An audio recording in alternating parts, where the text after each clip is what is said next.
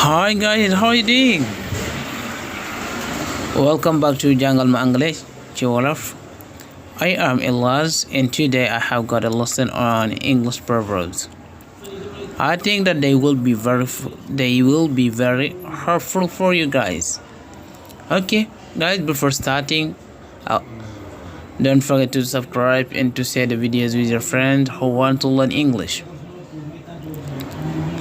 Salaamaaleykum beneen yoon dal leen ak jàmm ci suñ chaîne bi ñuy jàngee anglais di leen wax rek tey jii nekk ñi ngi war a jël leçon bu nga xam moom mooy lu ñuy wax ay proverbs nekk moom mooy yoo xam ne ni day lay jox ay conseil comme yu mag yi rek waaw di am yaakaar ne dina am njëriñ ci yéen bu baax a baax leen wax bu leen fàttee ngeen abonné da ngeen bës cloche de notification bi vidéo yi ci mi ngeen koy partager ak seen xarit yi nga xam ne ni dañaa bëgg jàng anglais. Proverbs mun na nekk loo xam ne dalay jox conseil comme day te naan waaw lépp mu ngi ci kon let's go guys. What goes around comes around. What goes around comes around. What goes around comes around. loolu nekk buñ ko waxee moom mooy lu waay rendi ci ay loxoom lay nàcc waaw lu waay bu la neex nga ne lu waay def boppam. What goes around comes around. What goes around comes around. What goes moom mooy dem. What goes around comes around. lu waay def boppam wala lu waay rendi ci ay loxoom lay nàcc maanaam lépp loo xam ne ni yaa koy sos rek yaa ci ëppale conséquence bu ñëwee yaa ci ëppale waaw lu waay rendi ci ay loxoom lay nàcc. What goes around comes around. lu waay def boppam. What goes around comes around. What goes around comes around. mën na nekk tamit comme nit ki par exemple loolu leble rek lañ lay fay loo leble rek lañ lay fay waaw loo ji moom ngay góob tamit loo jib moom ngay góob waaw moo nekk mën na signifier loolu. What goes around comes around. What goes around comes around. Better late than never. Better late than never. Better late than never. Better late than never. Tardé gën ñàkk donc maanaam réunion bi 9h la nga ñëw 9h30 am ku na la you always come late. You always come late. You always come late. yow chaque jour da nga yéex ñëw nga ne ko better late than never. Yes, better late than never. mu ne ko tardé gën ñàkk maanaam ma tardé moom moo gën ma ñàkk ñëw waaw réunion bi bu nekkee 9h nga ñëw 9h30 moo gën nga ñàkk ñëw loolu lay signifier donc better late than never. Tardé gën ñàkk ñëw. Prevention is better than cure. Prevention is better than cure.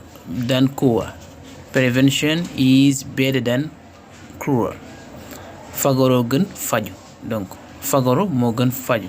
Prevention is better than cure. Prevention is better than cure. donc fagoro gën faju. Fagoro moo gën faju waaw temps nawet bi bu ñëwee nga ut sànki moo gën ngay xaar ba yooyu màtt la ngay doog di dem di hôpital donc prevention is better than cure. Beggars can't be choosers. Beggars can't be choosers. Beggars can't be choosers maanaam ku ñuy diri du tàmbu fuy ndongam di dar. Ku ñuy diri du tàmbu fuy ndongam di dar wala kuy yalwaan ci mit buñ lay jox waroo tàmm lañ lay jox da ngay jël rek kuy ñaan lañ la jox rek ngay jël mais waroo tàmm waaw. Beggars can't be choosers. Beggars can't be choosers. Beggars can't be choosers ku ñuy diri du tàmm fu ndongam di dar. ñi am beneen charity begins at home. Charity begins at home.